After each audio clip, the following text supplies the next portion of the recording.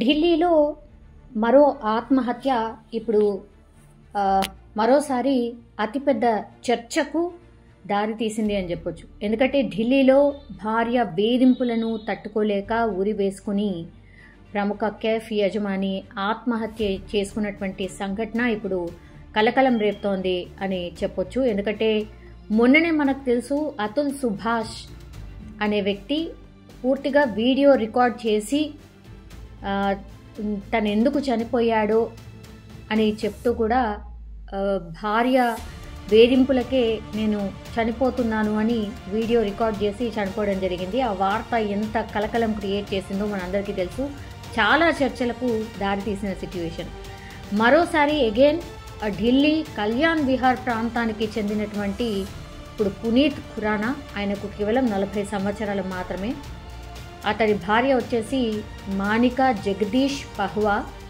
So ఇద్దరు would box cafe అనే బేకరీని start చేయడం జరిగింది. బాగానే నడిచింది అండ్ సక్సెస్ఫుల్గానే ఆ బేకరీ కూడా బాగానే నడుస్తున్న పరిస్థితి అయితే ఉంది. మరి ఏం జరిగిందో ఏంటో తెలియదు.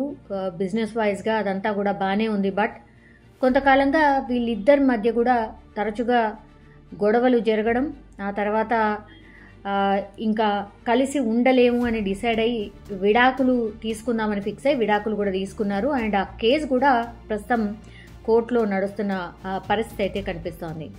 కానీ పునీత్ను అతని భార్య మాత్రం మానిక తరచుగా ఫోన్ చేసి మనం విడాకులు అయితే తీసుకున్నాం సరే, కానీ నేను ఇంకా కూడా నీ వ్యాపారంలో భాగస్వామిని, అంటే ఆ వుడ్ బాక్స్ కేఫ్కి సంబంధించిన దాంట్లో నేను కూడా one of the partner. So నాకు రావాల్సిన పూర్తిగా బిజినెస్లో రావాల్సినటువంటి వాటా చెల్లించాల్సిందే. బికాజ్ మనం కలిసి లేము, విడాకులు తీసుకున్నాం, బట్ నీ బిజినెస్లో మాత్రం నేను పార్ట్నర్గానే ఉన్నాను కాబట్టి నాకు రావాల్సింది మొత్తం నువ్వు ఇవ్వాల్సిందే అంటూ వేధించడం స్టార్ట్ చేసినట్టు మనకున్నటువంటి సోర్స్. సో తన ఇంట్లో ఈ వేధింపులు తట్టుకోలేక పునీత్ ఉరి వేసుకుని ఆత్మహత్య చేసుకున్న పరిస్థితి అయితే కనిపిస్తోంది. అయితే పునీత్ ఫోన్లో తన భార్యతో మాట్లాడినటువంటి ఒక 16 నిమిషాల కాల్ రికార్డును అయితే పోలీసులు గుర్తించారు.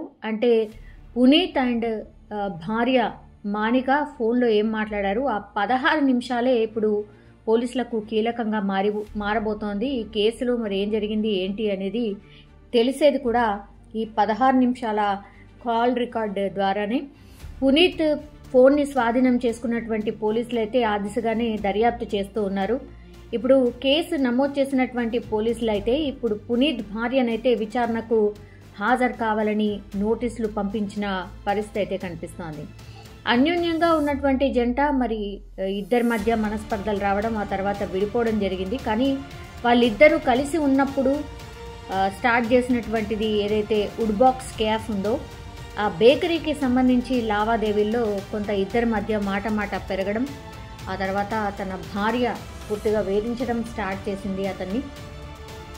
విడాకులు తీసుకున్నాం, కానీ నీ బిజినెస్ దాంట్లో పార్ట్నర్గానే ఉన్నాను కాబట్టి నా వాటా నాకు పూర్తిగా నువ్వు చెల్లించాల్సిందే అంటూ తరచుగా ఫోన్ చేస్తూ వేధిస్తూ ఉండడం, ఎంత చెప్పినా వినిపించకపోవడం. ఇరువురు ఫ్యామిలీ మెంబర్స్ కూడా కొంత వీళ్ళిద్దరు విడాకులు తీసుకున్న తర్వాత ఎడమొహం పొడమొహం లాగానే ఉండడం.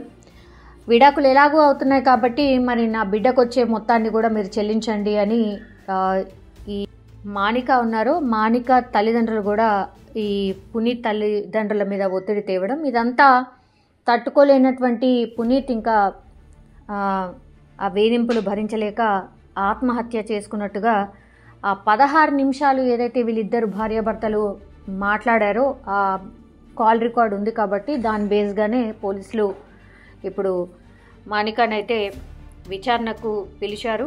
మరి ఏం జరిగే ఛాన్సెస్ ఉన్నాయి, నిజంగానే ఆమె ఆత్మహత్యకు ప్రేరేపించినట్టుగా ఉంటే మాత్రం డెఫినెట్లీ పోలీసులు ఆమెను అరెస్ట్ చేసే అవకాశం ఉంటుంది అండ్ ఆమెని రిమాండ్ కూడా తరలించే అవకాశం అయితే కనిపిస్తోంది. అగైన్ ఇప్పుడు మొన్న అతుల్ సుభాష్, ఈరోజు పునీత్ ఖురానా మరి ఏం జరుగుతోంది, ఇలాంటి కేసెస్ ఎందుకు పెరుగుతున్నాయి ఏంటి అనేది మానసిక ఒత్తిడి కూడా తట్టుకోలేని పరిస్థితుల్లో ఇప్పుడు చాలామంది యూత్ కావచ్చు, మిడిల్ ఏజ్ పర్సన్స్ కావచ్చు, ఇంకా ఓన్లీ దానికి మాట్లాడుకోవడమా లేకపోతే ఇంకో విధంగానా సొల్యూషనే వెతకకుండా పూర్తిగా ఆత్మహత్యలకే దారి తీస్తున్న పరిస్థితులు. మరి ఇవన్నిటి మీద అయితే పెద్ద ఎత్తున చర్చ జరుగుతోంది.